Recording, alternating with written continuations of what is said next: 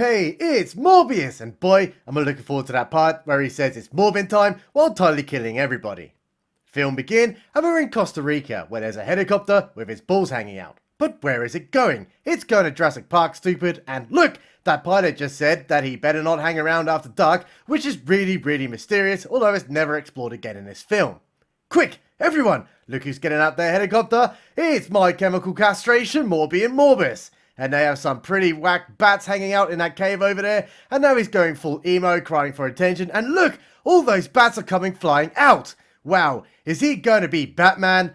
No, not in this film. Because this film is way better. Because he's emo Batman.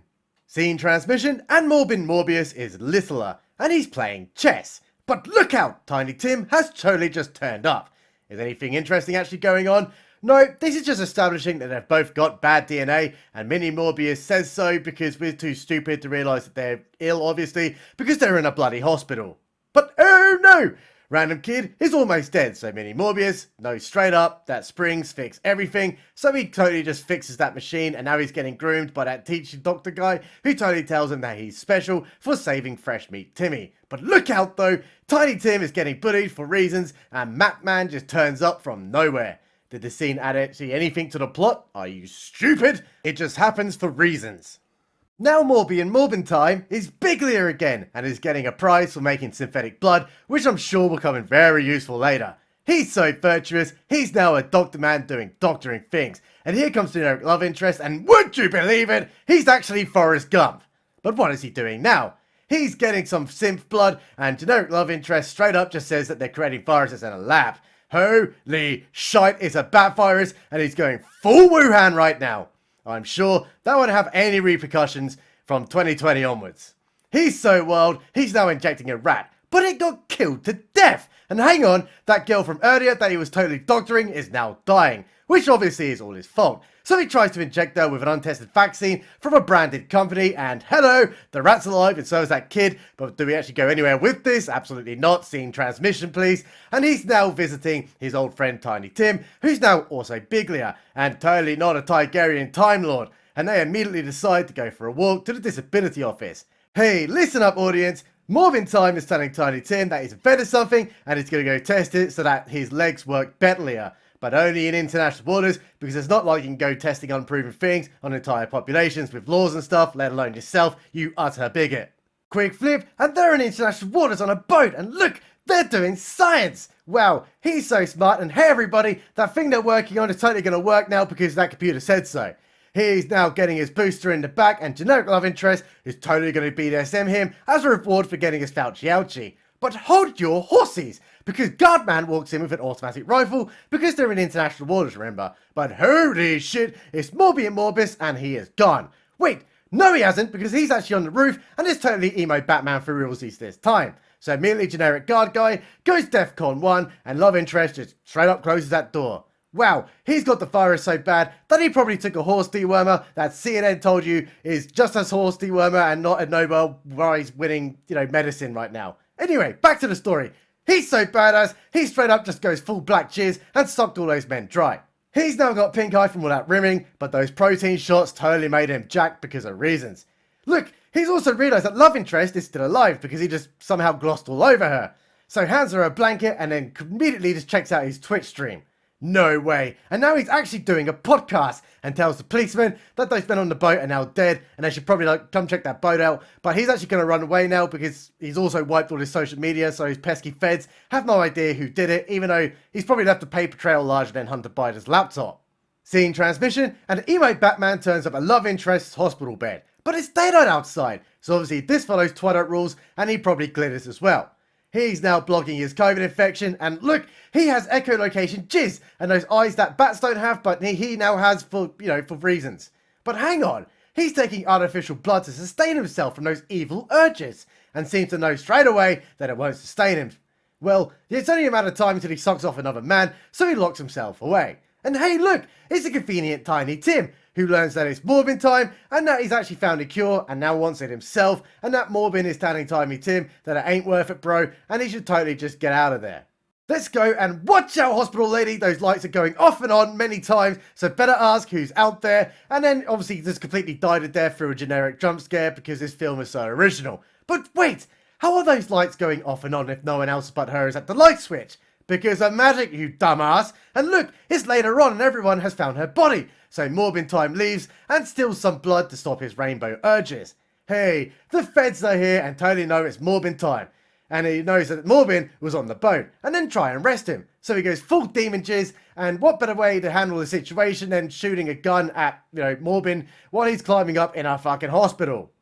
He's now on the roof after jumping up that stairwell at an incredible pace, and look, that Fed also got some kind of superpower because he also got up that stairs in record time to be right outside the back of Morbin. Now Morbin time is in jail and is being investigated. Look, they found that note that he conveniently left on the boat because the plot needed to happen. Seems to me that interview's going well. Wait, no it's not. He needs blood and straight up says if you don't give him the blood, then you won't like to see him when he's hungry, which is literally Hulk appropriation. Scene over, and now Tiny Tim is for some reason allowed into a cell because that happens all the time. And Tiny Tim is saying that he'll get him Morbius Morbin timing once more, by getting him out of there of course, because he's not being tried for murder. But Morbin says maybe he should stay in prison, even though he knows full well he'll go mental in here and kill everybody. But hang their shit on, it looks like Tiny Tim no longer has a limp. Could it be that he's taking the experimental vaccine? Oh my god, he has, and it's really annoyed Morbin time. So now he's going to break out of prison by punching through a foot of most likely reinforced concrete, and is now hunting Tiny Tim that he locates very easily through convenient magic, and totally confronts him. Look, it's big reveal time, and that nurse from earlier who was killed to death at that light switch was actually killed by Tiny Tim, and that was a twist that really mattered in this film. F's in the chat, boys, because now friendship is over, and Morbin is telling Tiny Tim that he's changed, even though he's only known him as a Vashpie for like 5 seconds. So let's cue a fight scene for reasons. And now Morbin wants to stop all of this, but Tiny Tim doesn't, so goes full retard on some cops who were just trying to, do a decent day's work and just earn a decent living to support their families. Hey, they're now fighting again for reasons, and Morbin time looks totally cool, and Tiny Tim looks totally mean, because that's how we represent good versus evil in films, remember? Shut the front door! Now Morbin time is flying away, which is totally cool, and he can totally do everything. Wow, having a character that can do, just everything and anything they want to do is so convenient to the plot, and it's such great writing. Scene transmission, and love interest is trying to escape the feds because, well, just because, and somehow ends up on a random bus. Literally a random bus to escape the feds at that precise time. And would you believe it, Morbin time is also on that bus out of fucking nowhere. You could not make it up. And is asking love interest to help him. And she's so cool with it all that they immediately just go for lunch. But wait, there's a convenient toxic male trying to pass off fake notes. Just like that guy from Minnie. You know what? I'm not actually going to do that one. I'm not going to do that joke. So he decides to tail them and finds a convenient blood packs along the way. Wow, that was really convenient. Look, he's also found counterfeit money operations and says that he wants their labs. And Badman tries to stab him, but uh-oh, it's Morbin time, so he breaks his friend's hand. Quick flip, and oh my god, Tiny Tim is looking totally jacked, getting dressed and dancing.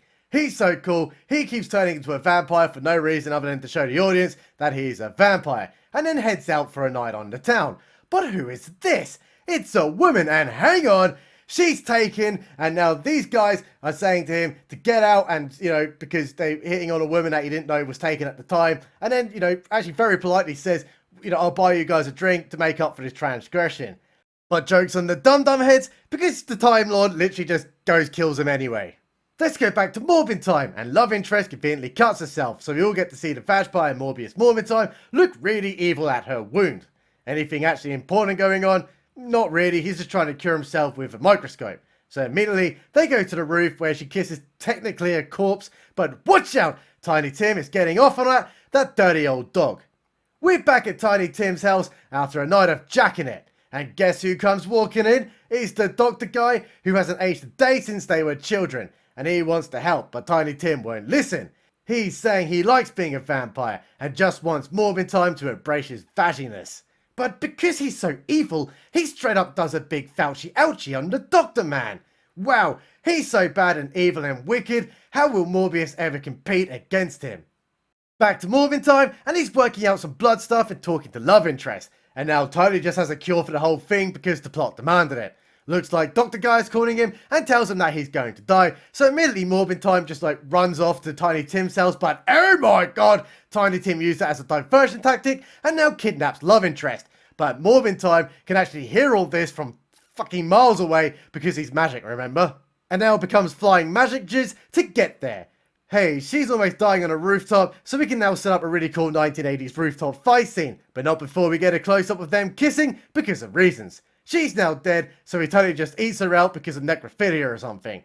And now Tiny Tim is here for that fight scene. Look, they're hitting the absolute crap out of each other. But don't worry, audience, they'll be absolutely fine because that's pretty much how modern movies go now. You can literally hit someone with a crowbar right in the face and they'll just get up and walk it off. Now Morbin Time is falling from a great height and takes multiple hits and stuff and is absolutely fine. He's now playing dead and is sending out some kind of weird sonar stuff that calls loads of bats into the sewers, and they create a batnader around Morbin, who is now absolutely fine, of course. Morbin is so cool as well, and he's totally using the power of coronavirus to control those bats, and gets a really cool opportunity to give the Pfizer jab to Tiny Tim, who becomes a cripple again, or he's dead. Don't really know. Who cares if he's dead or alive? No one cares about this. And look, the feds are here again, and now there are loads of bats with Morbin Time in the middle trying to escape. And hey, he goes back to the roof where love interest is now a Batgirl, even though they never set up the premise that biting spreads to vampiness, only taking the jab turned them into vampires. But you know, the sequel gotta happen somehow. Subscribe button. Is always right.